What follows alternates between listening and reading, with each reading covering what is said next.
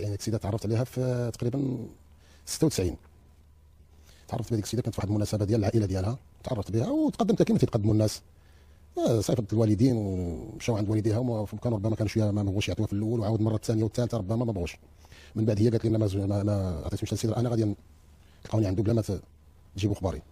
عاد والديها المهم قبل نتزوج بها السيده كانت تقرا ديك الساعه، ما بقاش تكمل قرايتها، بغات تزوج. السيده ما كانت لا راقصه ما كانتش شيخه. السيده راه بنت عائله متوسطه، ناس ضعفاء، ناس ديال بحالهم كيسكنوا في حي مولاي عبد الله. عمرها كانت راقصه ولا كانت شيخه هذه السيده؟ تقريبا عام. كانت مشاكل عائليه، الوالدين مع بعضياتهم ما تفاهموش، وفيها باش ما ولدناش خفنا غادي تزاد مشاكل اخرى. فاش طلقت فيها، باش تلاقات بهذا السيد وتزوجات به. هذه العلاقه اللي دازت مع وفاء. لا راه التاريخ تيشهد، هذه السيده راه بنت عائله، راه ماشي راه عائله ضعاف، انا عائله متواضعه بحالهم، راه ما تسكنوا في حي مولاي عبد الله، وهي اللي عندهم. هي اللي عندهم. كاينه شي بنت اخرى بنت عمها ربوها وبحال اختها، راه كيقول لك مربي راه اكثر من الولد. صافي هادشي اللي عندهم. ما يمكنش بنت وحده غادي نخليها بشي ترقص ولا بشي شتا. لا هادشي ما كاين.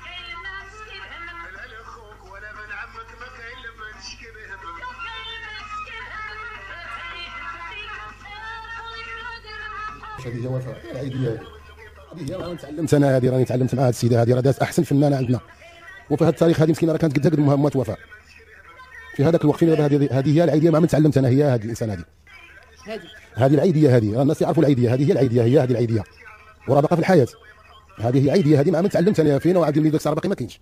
هذا الفيديو كتشوفوا فيه هذا مصور في برشيد هذا، وهذه البنت هذه كتشوفوا اللي مشابه مع السيده، راه بنت سماتها هذه راه لا علاقه بشي. هذا صورتها ما كملش تقريبا شي عام دابا باش صورت هذا الفيديو.